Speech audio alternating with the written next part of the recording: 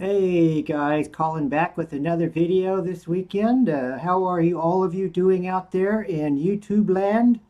Um, well, I don't know if you remember a couple videos ago, I talked about watching Bruce Springsteen on Broadway. It's on Netflix right now, and I really enjoyed watching that on Netflix. I'm like, well, there must be a soundtrack somewhere for that video that we watched. Not a video, documentary type uh, thing on Netflix where he's playing on Broadway. And anyway, uh, it's about $20 for that CD. But I really wanted the vinyl, but the vinyl's real expensive.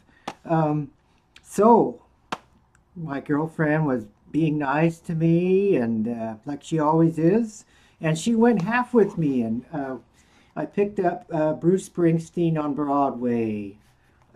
This is a album of all of the stuff that he talked about, his stories and his songs.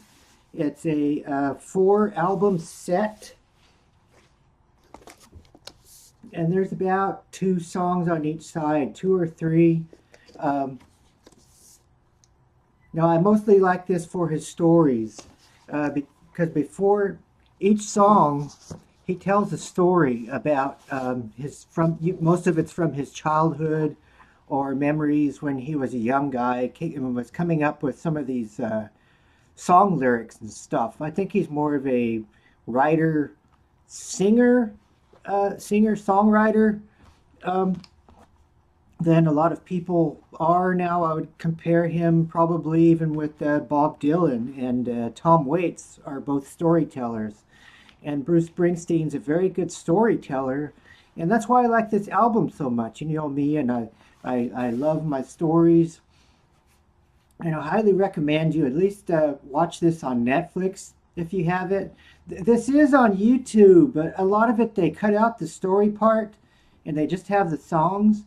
And I think the story part of these songs on here is the real treasure of this album. It's acoustic. It's just him by himself, either on his guitar or on the piano. And that's Bruce Springsteen on Broadway. Um, Now, getting to the game part, I always show a game, but this time I'm showing something that's game related. I buy all these games, and a lot of them come with these little plastic figures that are inside. Like, say, I have a zombie game. It comes with like 30 zombies and 3 or 4 zombie hunter type characters. But me and Connie have been getting into painting these zombies, not the zombies, painting some of these figures now on the weekends. We kind of started out very, beginner. We're beginner painters, but now we're kind of graduated to, we got these magnifying glasses with the light on it, that you always see hobbyists have them doing their uh, uh, figure painting and watch repairing and that type of thing. Um, but now we have a couple of those, and we clip them to the kitchen table, and we bring our paints and our paintbrushes and things, and we go in there in like a couple hours on the weekend, and we sit there and paint our figures from our games, and it's quite relaxing, and it kind of meditative to just sit there quietly and paint on your little figure. And I have a couple of these figures as an example. These are the first ones that we started working on, and this one's a little eagle figure from one of our games. I have him, he's kind of, you probably won't be able to see in this video, but he's got a sparkly robe and a blue sparkly collar there. Um, and I'm just doing these, this one was just very plain besides the sparkly cape paint. And we started out using these multi-surface apple barrel paints from Walmart. And these are only about 50 cents, so you can get about 10 colors for $5. It's very cheap. But these aren't made specifically for the plastic little models that we're doing. Sometimes the paint doesn't spread just right and that kind of thing, and you got to keep going over it with 3 or 4 coats to get the right color that you need. And this is just how one turned out, very plain, no shading, that type of thing. And he's a little eagle character, and he has a little a brother or a sister. And this is a different one that I painted. And he has more shading, and right now he's still wet, so he's real shiny. Uh, but you can kind of see he's shaded more and that type of thing. But that's also with the cheap apple barrel paints. But I did a little cheat that I discovered from watching other people painting their miniatures. And after I painted it all up just with the plain colors, I painted over it with this poly shades, Minwax poly shades stain and polyurethane for wood. And of all things, that's kind of working. You can kind of see the dark shading that's inside his collar and things there, and the side of his beak looks a little more shaded. And this will take like 24 hours to dry. And I just have we're using them stuck to a little top of a pill bottle with poster tack, or the sticky blue poster tack that you can get also just about anywhere that they use to hang photographs and posters and things like that. But now we're getting ready to move on to this little kit here. It's called Learn to Paint.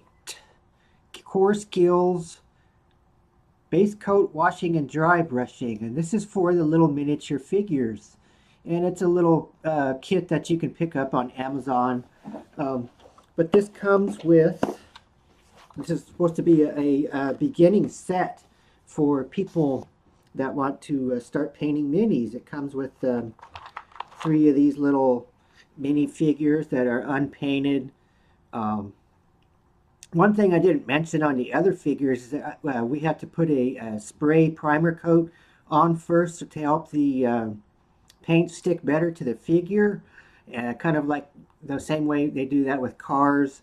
But this comes with the 3 little mini figures to paint, and these we haven't started yet. I think we're going to start this weekend on this little skeleton dude. And this little kit comes with a booklet, and it gives you a step-by-step, you can start painting your figures step by step. And see, it says part 1, the base coat. You base coat everything, and then you do a wash on them over there in part 2. And then step 3 is to dry brush out your highlights and things. But this is going to be a pretty fun learning experience. It also came with 11 minifigure paints. Now these are made specifically for painting the minifigures, and we'll find out how they work and all that kind of stuff. And there's the kit right there and all the paints. And I also picked up this little, we each have one of these. You put your figure in there and place him in there, and you can hold it while you're painting him. That's another option for, besides the pill bottles. The pill bottles is actually a good idea. And that's kind of our little start on our minifigure painting thing I wanted to share with you guys. And as we go along, I'll come on and I'll show you some more of these figures, as the ones that are in that case, and show you, how they turn out with our washes and whatnot.